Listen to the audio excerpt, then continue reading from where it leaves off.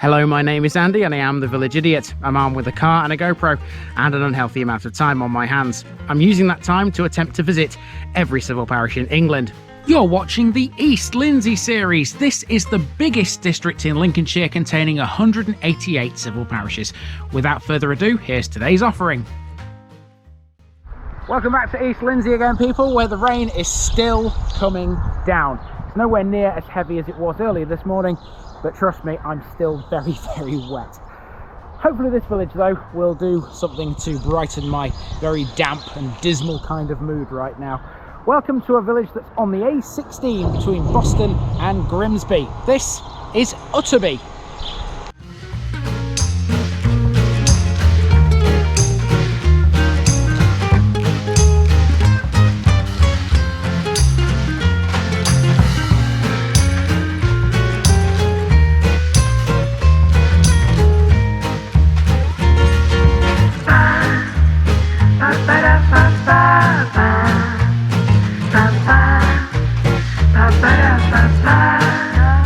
The East Lindsey series is sponsored by Gainsborough Cycles 01427 617 752. For all your cycling needs, this is your one-stop shop, located at 20 Rectories Road, Gainsborough, or online at gainsboroughcycles.com. There's a link in the description.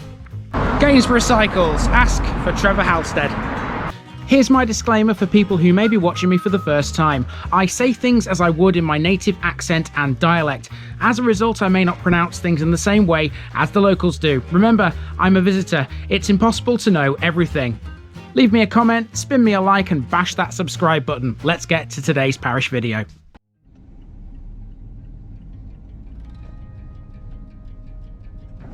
Utterby, remote village. In East Lindsey this week, we're taking on Utterby, described on an information board in its very own churchyard as being at the foot of the Lincolnshire Wolds. That's not inaccurate in all fairness. The Wolds are literally just over the parish boundary to the west, but there are no hills in Utterby itself.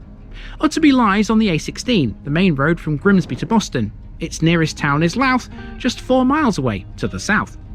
Now, as we know from countless other episodes, the architect James Fowler, who designed and restored many churches this channel has already seen, came from Louth. He had quite a big influence on this village, but not on its church. There's at least one other building here which he is responsible for. However, there's no way he was responsible for Utterby's most prized possession, a gorgeous little packhouse bridge. That was built centuries earlier by the monks of a nearby Gilbertine Priory, which lay within the modern boundaries of Utterby's neighbour, North Ormsby. The name Utterby is a mixture of Old English and Scandinavian. Utter comes from the Old English uttera, which these days we know as the word outer or remote. Therefore, this is the remote village. With the A16 flashing through it now, it's not as remote as it once was. Let's go walking once again.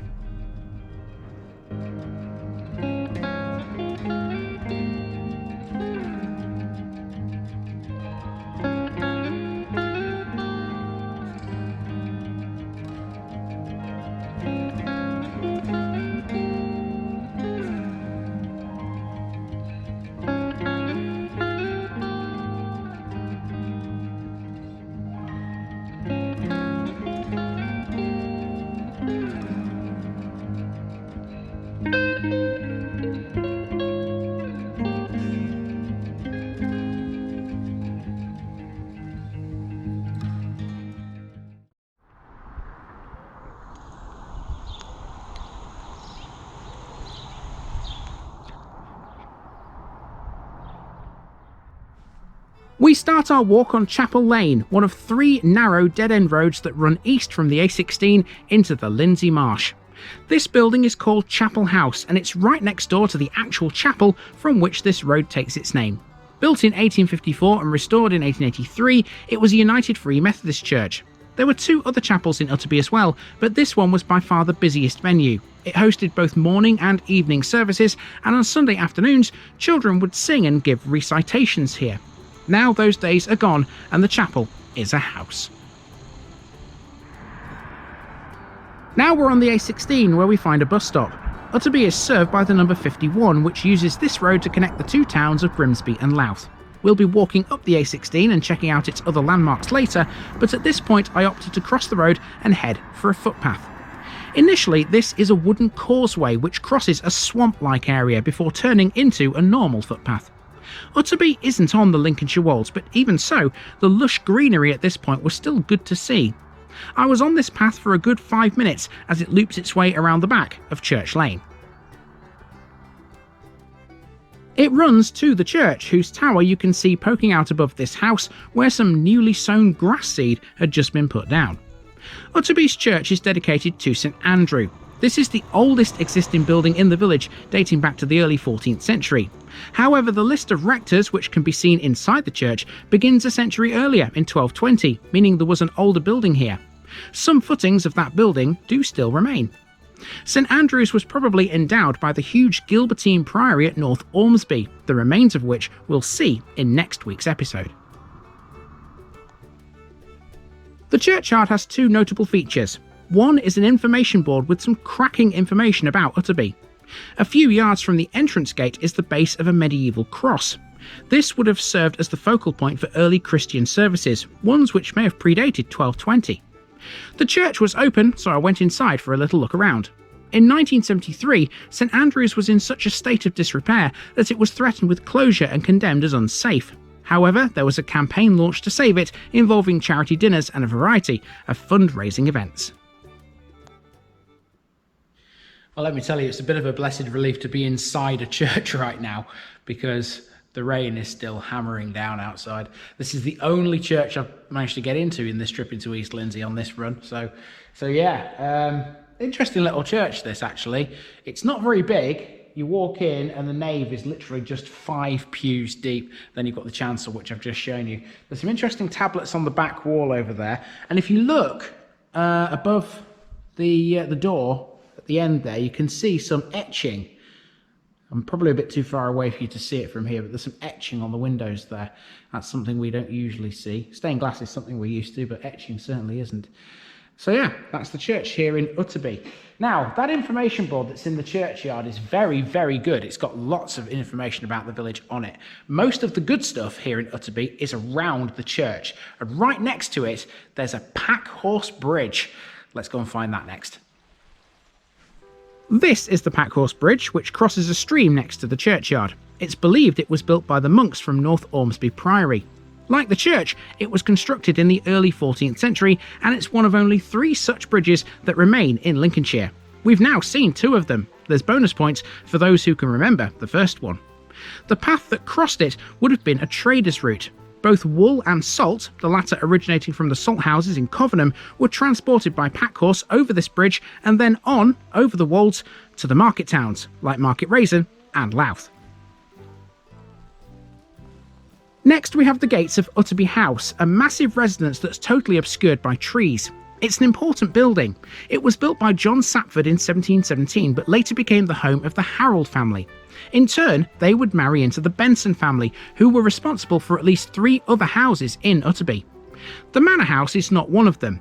This is Utterby's oldest house, having been built in the 1600s, and it's where several rectors once lived. In 1220, Utterby Manor was owned by Henry de Ely, and the present manor house bears the Ely family coat of arms, which is dated 1639. More Church Lane now, and here's the gates of the old rectory. Built in 1863, this was designed by a Channel favourite, the architect James Fowler of Louth.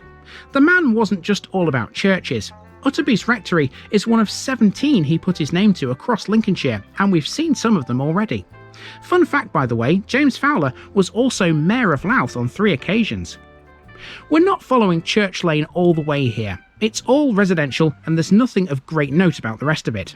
So after admiring these houses, I turned around to find a footpath.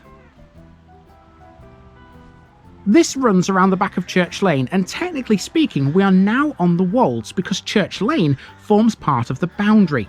So too does the A16, where it eventually brings you out. This is the main road from Grimsby to Boston, and it's by far the noisiest street in the village.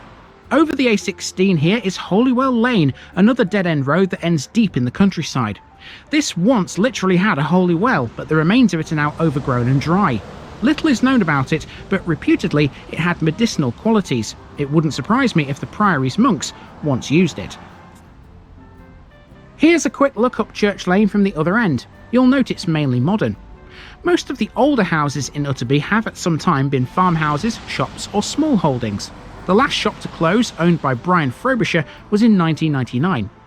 A good example of a building which has changed use many times is the parish room on the A16. This has played a very big part in village life since opening in 1908. During World War II, soldiers stationed here used this as their mess house, and later it was taken over by Fotherby Football Club. Now it's a communal building for all, and remains well used. Next door is the village green, gifted to Utterby in 1972 and now maintained by the parish council. Crossing it brings us to Grange Lane, and you'll recall earlier we mentioned there were 3 houses in Utterby which were built by the Bensons.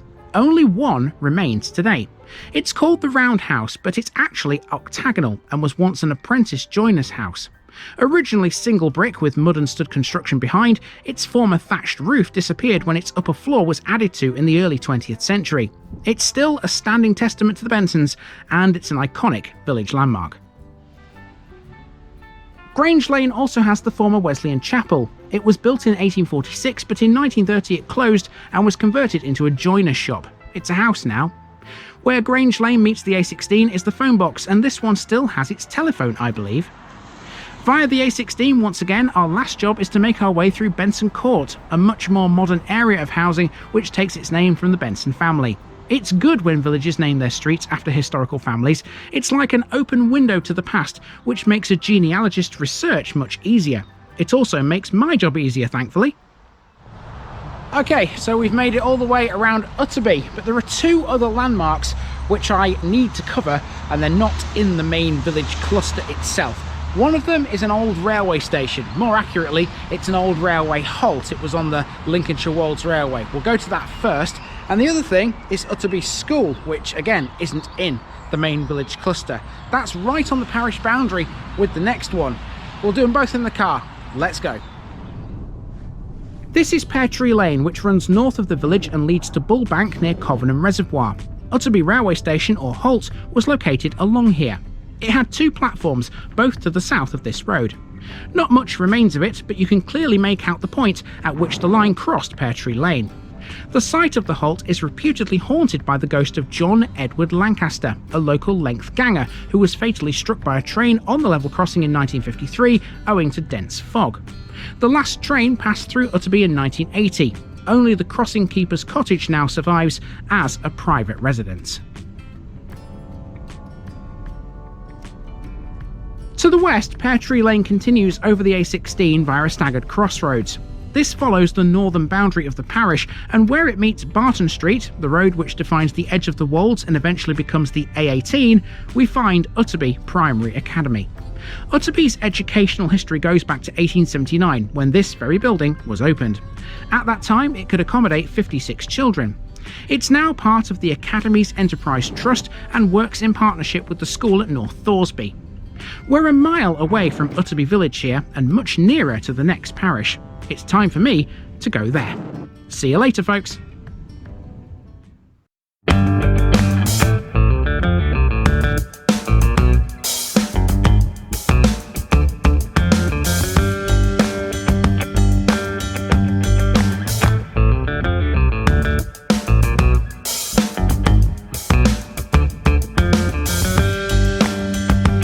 Thanks for watching this video, folks. Don't forget to like this episode if you haven't already. It really makes a difference with YouTube. If you're new here, subscribe to the channel for more videos like this, and give us a share too if you've got friends who'd like it. You can find all the links to my social media accounts below, as well as my Buy Me a Coffee page where you can donate to the channel. Also, if you've enjoyed this episode, have a look at some more videos in this series. Until next time, I've been Andy, also known as the Village Idiot, and I'm out.